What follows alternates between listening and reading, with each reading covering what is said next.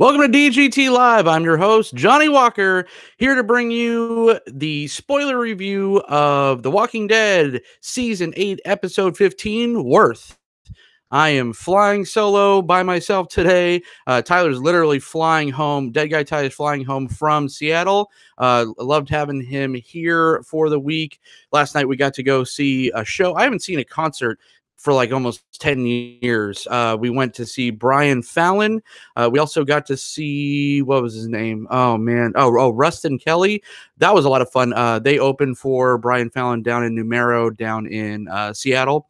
And we actually even got to hang out with Rustin Kelly a little bit after the show. So that was cool. It was like I was 15 again, going to Rancid, NoFX, Pennywise shows all the time.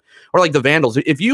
If any of you went to like punk rock shows back in the late 90s, early 2000s, didn't the Vandals open for every single major headliner? Any punk band that came to town, the Vandals opened for them, and it seemed like Pennywise was usually playing too. I think I've seen Pennywise like 8 times.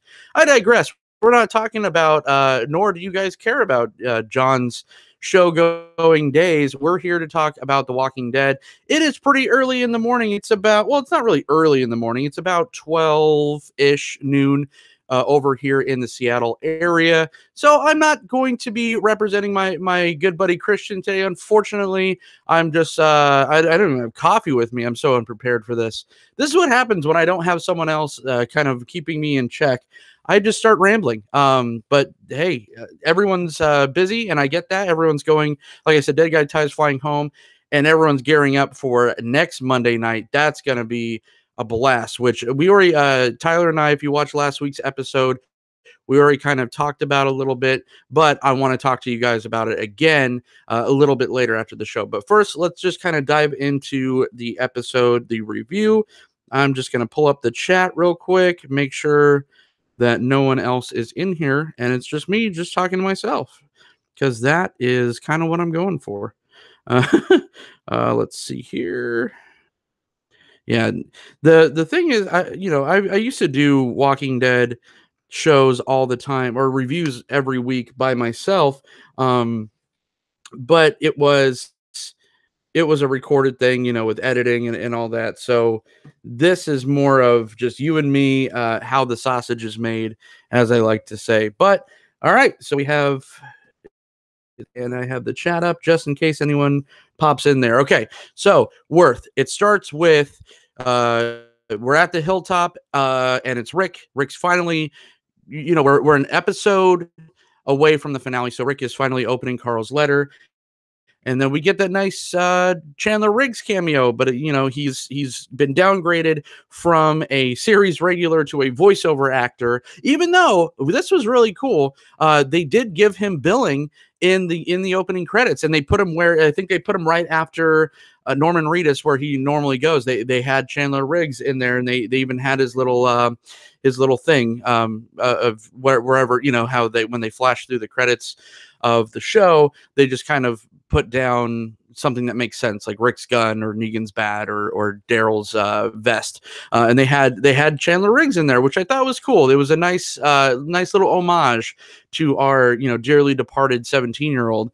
But he does the voiceover. Rick's reading the letter, and it's all very touching. It's all very nice. He's looking down on Michonne walking Judith, because the whole, the gist of it is Carl's just kind of going through saying that, how he remembers and he misses the movie nights, the pizza nights, the normalcy, the walking down the street with his father while he's 8 years old or whatever, or younger. And he's just making him feel safe, and he wants to make sure that his father is safe, that everyone he cares about is safe, and that's what the world has become. It's not so much complain, whatever, it's really about surviving. So the letter sequence, the voiceover from Chandler Riggs was nice. In my opinion, it went on for a little bit too long. I thought that in an episode leading up to a finale, you want to kind of jump around a little bit. It's really setting the tone for the big climax. and I felt like every single second or every minute is kind of precious real estate in an episode like this, in an episode 15, the next one being the finale. And I thought that it just went on for a little too long. I appreciate that it took its time and it tried to be, you hit those emotional notes. Oh, hold on real quick. I want to make sure that, yeah, like I said, this is making the sausage, people. Yep, my mic wasn't even set on the right setting. Hope you guys could have heard me through that. If not, hope you could hear me now. Anyways, but yeah, it was a nice touching scene. It just went on for too long, in my opinion. Moving on, then it really was what I think that season 8 has done better than season 7 as far as pacing goes. Season 7 was the season of bottleneck episodes where it took basically two characters, one character, whatever, and that was it. And then you say you were getting a Michonne and Rick episode, you might not even get them again for another couple weeks because they just focused so much on one storyline, and then it jumped around to the next. I like how they kind of figured that out in this season, where even though it was very much a Sanctuary with Negan and Simon and Dwight episode, that was the feature, but you also had Eugene, Daryl, we saw Rosita, we saw Rick, we saw Michonne, we saw Judith, we saw all these different people kind of jumping around.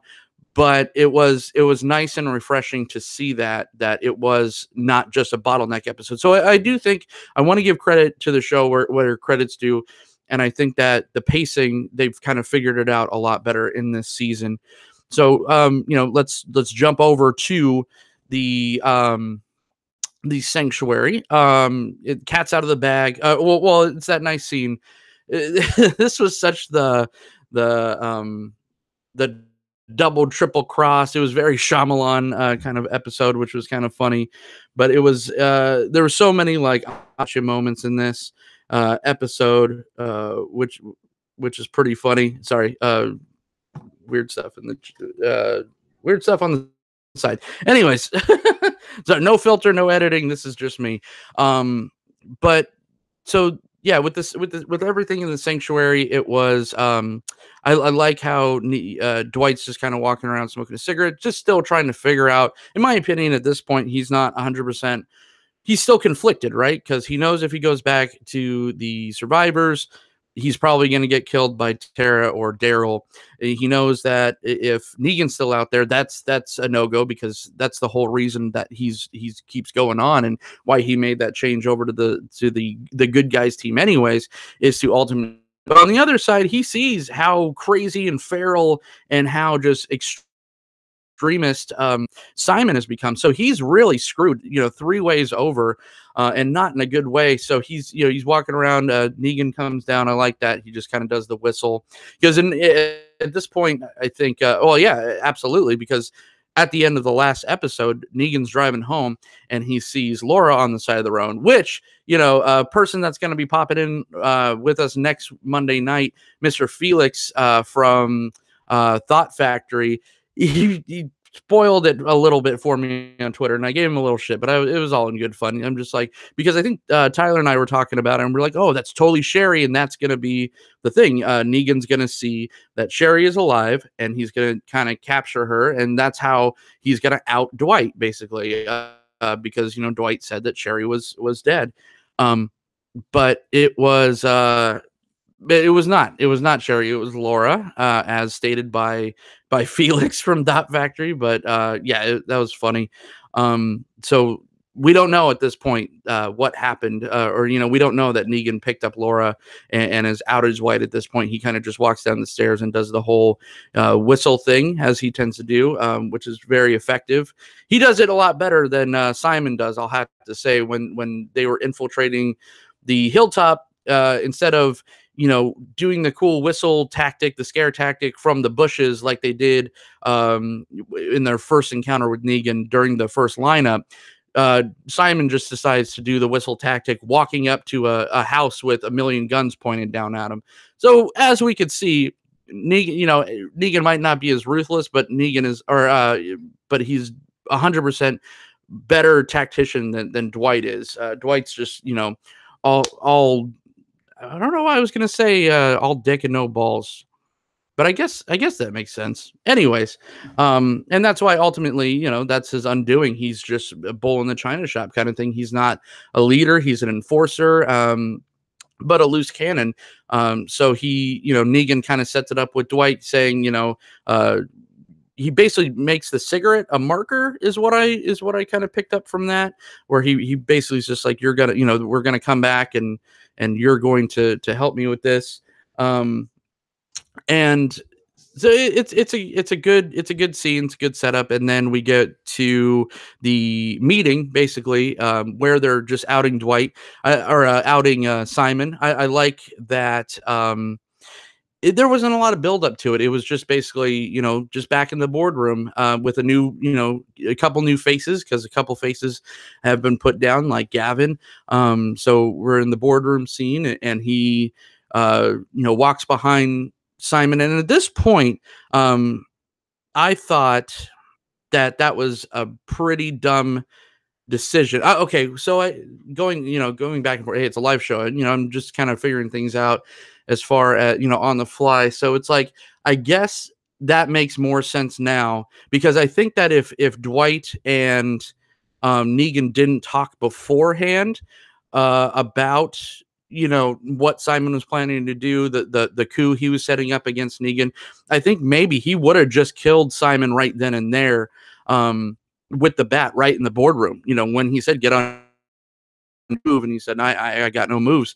So I think Simon at that point was expecting to die just for the transgressions of the junk people, because it was revealed that was a kind of a cool reveal, that it was Simon was the one that exterminated all the men and kind of boys at the ocean side.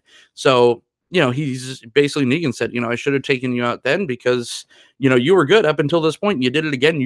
So I think at every point Simon was going to die.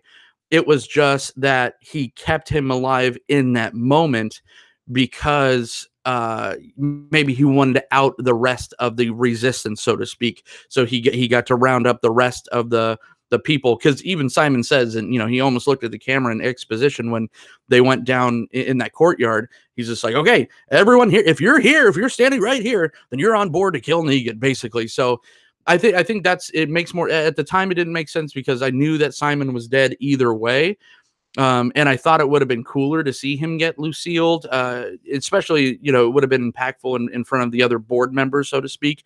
But I think it was, I don't think I gave Negan enough credit, where he got the opportunity to kind of out the rest of the coup against him. So yeah, good on the show on writing that. I can't believe I didn't pick that up while I was watching it, but the epiphany just dawned on me now. I did forget to mention the fun little back and forth between Xander Berkeley. Oh shit, what's his name? I know the actor's character, or I know the actor's name, but I can't remember. Oh, Gregory. I liked Gregory and Simon's back and forth, where, and it is kind of funny, because Gregory is just such a slime bag, and he's just like, listen, I've survived. And he's right. He's like, I've survived, the start of the zombie apocalypse. I survived, the saviors. I survived, double crossing the survivors. I survived all this shit for you. And now Negan's out of the way just for you to end it now. And then Simon just kind of puts the button on that real quick, and he kind of slams his face down. And he's like, well, I'll keep you around to make some coffee, which was pretty funny. And come to think of it now, in the courtyard scene, when the snipers eliminate all the resistance against Negan, Gregory's still standing. So I guess Dwight put in a good word. Like, Simon, or Gregory, really does have 9 lives when it comes to this show. He's just the ultimate, he's like a Eugene. He's just, because he's such a coward. So there is a nice little kind of dichotomy between those two, or similarity rather, that Gregory and Eugene are so similar in personality and perseverance. preservation, self-preservation, I guess that's what I'm looking for. That they're still around because they are such shitty people and they're such cowards, and they are just so, they will throw a little kid in front of a walker to save their own skin, kind of people. I think Father Gabriel was that way too. He's always up and down, but that's why these kind of people are surviving, because they are the ones that literally do anything it takes to survive. So that's kind of weird. That's kind of gross, but funny why they're still around. And they are great manipulators, and I think people in power kind of see value in that. They see value in someone like a Gregory, for his politics, because there is something alluring about that you're such a piece of shit, but you're still alive. There is some kind of value in that. It's like, hey, if this is someone like a, I don't know, who am I trying to think of? The guy that got killed with Glenn. Damn, it's been Abraham. If some powerhouse like Abraham doesn't survive, or someone like, these powerful leaders like a governor or something, or a Shane that's well equipped physically, kind of check out pretty quick in the show. But someone like a Gregory, Eugene, or Father Gabriel still around. There's something to be said about that. And I think people of power, and that's why they, kind of segueing over to what, the Eugene's portion of this episode. That's why, probably Rick or maybe Daryl was acting on his own. Daryl and Rosita went out and tried to capture Eugene, because they said, you're pathetic. This is the only thing you're going to do with your pathetic life. You suck. You're just going to go down the hole. Kind of, spoiler alert for Breaking Bad, kind of similar to how Jesse Pinkman winds up towards the end of that series, where they just literally keep Jesse Pinkman down in a dark hole just to make Blue. That's basically what they were going to do to Eugene, which was great. He was only going to be, fed, and that's it. And just basically exist. And that's pretty rough. But again, he has value because he is intelligent. He is making bullets. Gregory is something. But moving along, spent a lot of time on that. Let's talk about Eugene and Father Gabriel and everything that's going on there. So it's just this was just kind of classic, even though we are now, as an audience, we're now made to want to hate, and for good reasons. We're made to hate Eugene's character now. There's still glimpses of entertainment because Josh McDermott is so funny. I mean, he is a stand-up comedian. That's where he started. He's a stand-up comedian. He literally eats up the scenery every time he's on camera, when they let him be, when he's not just, a bumbling kind of sad, pathetic idiot, which he does really well. And that's part of his character. But when he is just sitting there, just eating, just slopping the fishy mac and cheese, and it's literally like those two girls that are with him are just so disgusted, and it didn't even look like acting. Just watching him, with like the sardine mac and cheese just kind of falling out of his mouth. And I popped on a Spoiling Dead yesterday just in the chat, and I forgot if it was Tony or Dan said they made a point to really show that he's just like packing it in there because of what, eventually happens when he makes himself vomit on Rosita to escape. And how disgusting that is, because you saw what was going in there, and then, adding stomach bile to that. It was, I could watch a lot of stuff on TV and not be grossed out. I have a pretty high threshold, but when it comes to like watching actual blood, like, an actual like news blood or something like that, where there's just like a lot of it, or if watching someone vomit, especially in someone else, that's where I drew the, I watched that scene and I got a little queasy. I'm not even joking. All the way back to watching, Linda Blair do the pea soup. I was just like, oh, I could do a lot of things, but I can't do vomit. But that's what I was talking about earlier with Eugene being able to do anything to survive. I mean, he's a total piece of shit, but he's a quick thinker. He makes himself vomit because, you vomit in any female's face, even any guy, especially in my face, or they're going to be like, oh God, hold on. I need to register what the fuck just happened, because I'm going to lose it too. But, that gave him enough to just get away just for pure shock value.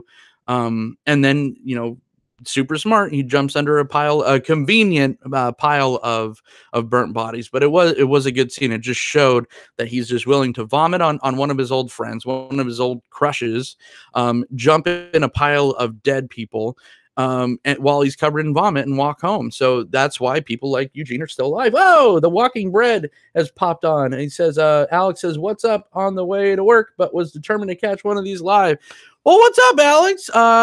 Spoiler alert, Alex Scott from The Walking Bread. It's been too long, and I can't wait to have him back on the show. He will also be on the Monday night big extravaganza of reviewing the season finale of Wrath and the season premiere of Fear. Cannot wait to pop a cold one with Mr. Alex Scott again. It's been far too long. Thanks for jumping on just to say hi. But yeah, so going back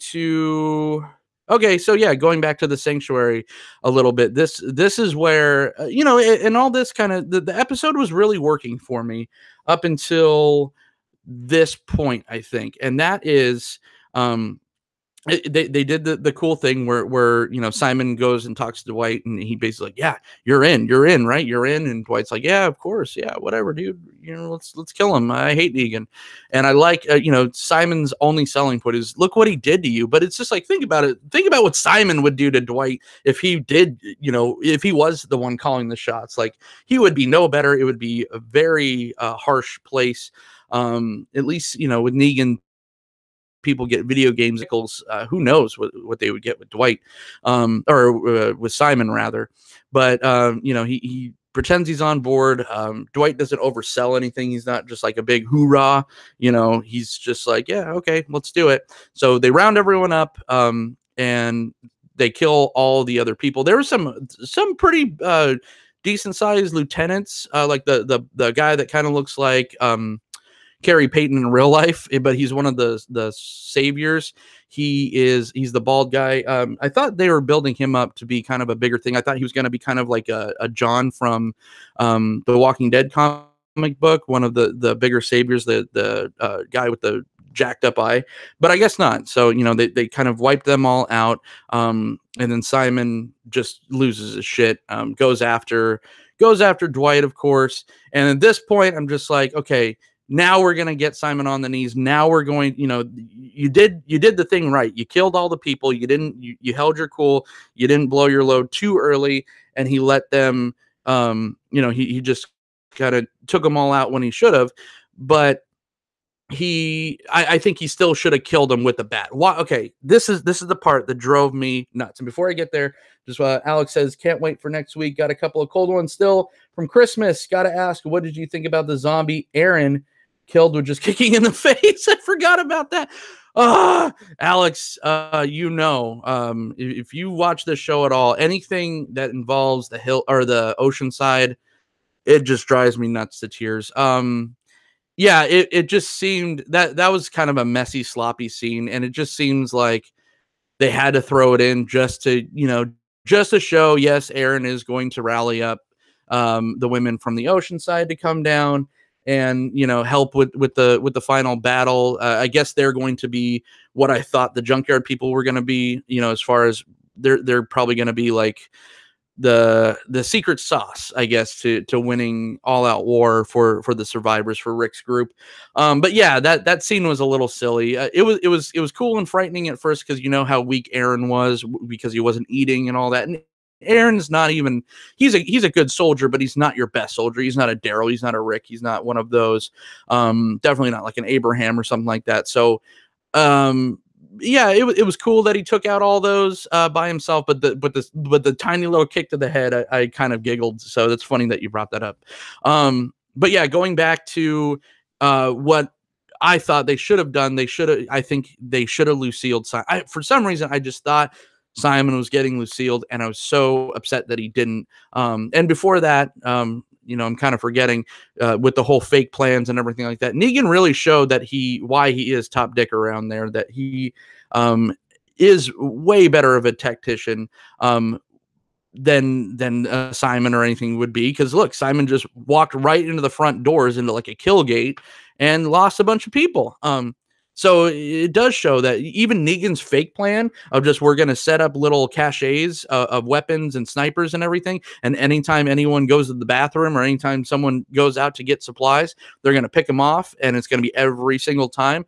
That's a pretty good plan. It's a patient plan, which Simon has none of because he's Jay-Z. He's got no patience and he hates waiting.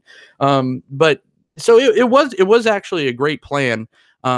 But it was fake, and because of Negan having Laura and having that information that Dwight was a traitor, that's why that didn't happen so well. Okay, so the stupid thing that I hated about this episode was the eventual confrontation between Negan and Simon. And I know that Simon was such a great character. Simon, Stephen Ogg. I mean, can we just have like a moment of silence? If I was drinking, I'd pour some on the carpet right now for Mr. Stephen Ogg, because he was such a blast. Everything with the Sanctuary or the Saviors was so much better because of Stephen Ogg as Simon. Simon was by far one of my favorite characters, if not, one of my top 3 favorite characters on the show. I am depressed to see him not in the show anymore. But I understand his character, it wrapped up, his story arc wrapped up, and it was time to go. But man, I'm gonna miss the hell out of seeing him. Hopefully, we'll get a lot of Simon zombie shots or something like that, because he was a fun, cool looking zombie. But the confrontation, this is where I gave Negan so much credit and kudos for being a smart tactician. However, you just got in a life and death fight with Rick. So he's still bruised up and beat up from that. He got in a car accident, for shit's sake. Now you're going to go against a guy that hates your guts, try to kill you a couple times, that's larger than you, taller than you, has better arms than you. He's more imposing. He's more feral. You're going to go against him in a hand-to-hand combat. You're going to give someone like that the satisfaction of trying. I thought that was so fucking stupid. It was just so dumb. Why would you go one-on-one with a guy like that? He's just because at that point, Negan's just basically saying, I know what I'm going to have to do. Either way, I'm going to have to kill everyone at the hilltop. So, either I'm going to have to do it and it's going to suck, or I'm just going to die and let this asshole do it. That's my only rational explanation why Negan would go one-on-one with Dwight at this, with Simon at this point. I thought that was so dumb. Even Simon got a bunch of good shots in, but then just didn't. Then just got beat up. Negan, every time Negan and Rick fight hand to hand, Rick's beating his ass, and Rick's like, it looks like Andrew Lincoln's half of Jeffrey D. Morgan's size. So I just thought it was so dumb. He goes in there against the Russian basically, and then wins and just chokes him out. And I even thought we were going to get a cool, Mountain versus Oberyn scene where he pops out his eyes, but he just kind of strangles him to death and whatever. So that was so stupid. Like, if you're this great tactician, if you're this Napoleon of the zombie apocalypse, why would you, after you got in car accidents and beat to shit, why would you go in there against your crazy lieutenant that wants you dead, hand to hand, risk an injury even? What if he got his leg broken or his nose broken, and then the next day they're gonna go take on Rick and all the other communities? That was so stupid to me. I hated the hell out of that decision. I just thought that Simon outside should have got Lucille right in front of everyone else. Call the board back down and do it right in front of everyone. It was such a dumb decision to me. I hated the shit out of that decision. Go towards the end of the episode. Negan's walking down the hallway with Dwight. He's just like, hey, you're my new right-hand man. You are going to help me beat Rick. And, it turned out to be a play on words because he opens the door and there's Laura standing there, which I thought should have been and would have been Sherry. Hey, Deb. Deb just popped in. She said, hey, guys. No, guys, just this guy. Yeah, flying solo today. So I don't even know how long. This is going longer than I thought with me just rambling. Like I said, I need people in here to, like, keep me in check, or else I just don't shut up. But yeah, it was a fun thing, or we get the whole thing where Negan's just, hey, you're complete slimeball piece of shit, and he's like, I just thought about killing you, and then whatever. Do I think that Dwight's not going to survive this? No, I think he's going to survive this for sure. I think that and I guess this is kind of spoilers, but more speculation, so to speak. So if you're not caught up caught up on what happens with All Out War and a little bit after in the comic books, just plug your ears or something because I'm going to say it. I don't think that Dwight's going to die. I think that Dwight survives, and when Rick and the survivors wind up winning All Out War and they keep Negan alive and they put him in Morgan's jail cell, I think Dwight's going to kind of assume control of what is left of the Saviors and of the Sanctuary. So I think that's how they're going to figure out how to keep Daryl and Dwight on the show together, where they're just not going to feature Dwight as prominently. Like he'll come in every once in a while as maybe a trade partner or something like that, but he's not going to be in every episode kind of character in season 9. In my opinion, that's how you're still gonna have Daryl in Alexandria or the Hilltop or wherever they're going to be. Psycho Cat. Hello, lads. How's life? It's been ages. Well, how you doing, Psycho Cat? Yeah, it's been good. Welcome. It's just me today, but be sure to tune in next Monday because be sure to tune in next Monday because we have a big announcement for that. Again, like I said, we did the announcement last week, but it's just so huge and sounds like it's going to be so much fun and a huge mess. But hashtag Walking Dead family, this is going to be a great time. So I'm going to wrap this one up. As far as this episode, the review of Worth goes, I do want to say that I really did like the episode. It didn't feel like a huge letdown. It had a little bit of, I won't even say it had pacing issues. It was a pretty solid build up. Maybe just the as far as pacing issues go, maybe the beginning with Carl's letter, that kind of went on a little too long. And then the very end, of course, I'd be remiss not to talk about, Eugene going back in and just going full heel. So at this point, Eugene is non-redeemable. They're killing Eugene at the end of this, at the end of episode 16. He does not make it to he does not make it to season 9, in my opinion. Still scripting my zombie show. Gotta warn you, shit is going down. Yeah. You're right about Simon and how he should have died. Yeah. But yeah, so Eugene's totally dying. And that's kind of sad because again, like Stephen Ogg, like I'm gonna miss the hell out of Eugene and Josh McDermott. Maybe I'm wrong. Maybe he does do this last minute thing, but at that point, I think it would be kind of stupid if they kept him around because they're just building him as such a villain. And basically at this point he is Negan's right hand man because just process of elimination, he's kind of the guy. He's the evil doctor at this point. But yeah. So Eugene full heel. Oh, and then Michonne kind of risking everything to go tell Negan Carl's letter. And at that point, you just see, I think this was because how Negan was so hard about it, but you could tell that it was affecting him because he did appreciate Carl, and he knows this thing kind of affecting him and him starting to question this whole thing when he was talking to Rick when they were having the confrontation a couple episodes ago. It is starting to wear on him, but at this point he doesn't have a choice. He knows that no matter what he does, there's going to be some kind of ramification, or there's going to be some kind of fight and pushback from these other communities. So it's kind of ironic that he has to adapt Simon's kind of extermination squad thing after killing Simon. So yeah, it is interesting, and he does seem so hardened by I think that was a little bit of a front when he was talking to Michonne. He's just like, nope, whatever you say doesn't matter. It's only gonna victory is just with all you dead. And Michonne just kind of whatever.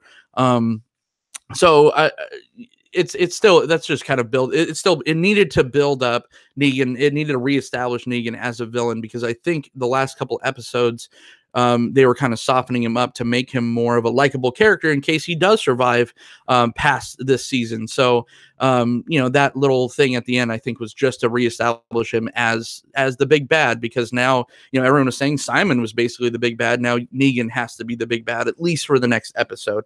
So that's it for this episode of The Walking Dead Worth. I did like this episode a lot, even though I hated the decision of Negan not Lucy hitting Simon over the head with Lucille. I thought that would have been fucking fantastic, but I digress. It was a pretty good episode. I'm going to give this one a 3.8, which definitely above average episode, and definitely got me excited for next week's episode 16, Wrath. Now, I've teased you guys enough. So again, we mentioned this when Tyler was here with me last week, but I do want to say it again. Next week is a huge, on Monday night, this is a huge Walking Dead family moment for this channel and for just the Walking Dead in general. The Walking Dead community has kind of taken its lumps these last 2 seasons, and it's stuff like what's happening next week. It reinvigorates me to be a Walking Dead fan, that there is so many great people out there, great channels and great awesome, just contributors to this franchise still, that makes me excited to still be a part of it. So next Monday night, we're going to be reviewing Wrath, the season 8 finale of The Walking Dead, and we will be reviewing Fear the Walking Dead season 4 episode 1 premiere. Can't wait for that. Oh my God, I can't wait for that. And it's not just going to be me. And the big news is it's just me. Just like no, it's not just going to be me. Dead Guy Ty is going to be back in Vegas, so he's going to be joining me, of course. We are also going to have the entire cast of Spoiling Dead over from Rad Entertainment. That's Tony Walters, Rebecca. It's a lot of people on one show. Yeah, I know, but it's not it. It's also going to be, like I mentioned, he just popped in earlier, Mr. Alex Scott from The Walking Dead, making his triumphant return to the show. I can't wait to talk Walking Dead and Fear with him again.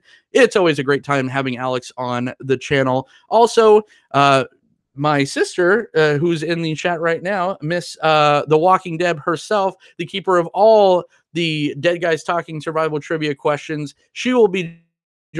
I got 2 more.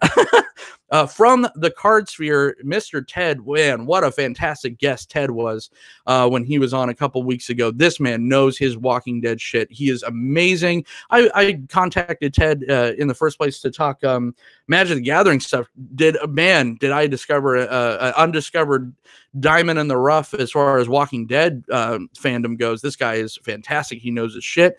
And last but not least, Mr. Felix from the Thought Factory, Mr. Spoiling Stuff on Twitter himself. I love giving this guy shit. He will be joining us as well. Can't wait to have Felix joining us. There's going to be beer, zombies. It's just going to be incredible. Block out 2 hours. The show's going to go 24-hour show. Fuck it. All Walking Dead all the time. No, just kidding. Probably a good hour and a half, maybe 2 hours, but it's going to be so much fun. And screw anyone that says the Walking Dead family is dead, because it's not. Stuff like this is what makes me excited to be a part of it still. It's what makes me excited to keep making these videos and to keep chatting with you guys. And after the show is over, the next, we're not going away. Dead Guys Talking, as far as Walking Dead content goes, is not going away. Tyler and I, at least, will still be talking Fear the Walking Dead. We're going to be covering that every week still, every Monday night, and we're going to have amazing guests on still. So that's it. I've rambled on enough. Thank you, everyone in the chat. I mean, Debbie, The Walking Dead, Psycho Cat, Alex, for popping in for this one. This was fun. I haven't done anything by myself in a while because I'm a big baby and I get scared. No, but this was a lot of fun. Kind of an impromptu kind of review for Worth. A lot better than I thought it was going to be. Yeah, and so we'll see you next time. We'll see you next week, next Monday night. I can't wait for this. It's going to be a lot of fun. So Deadheads, spread the disease.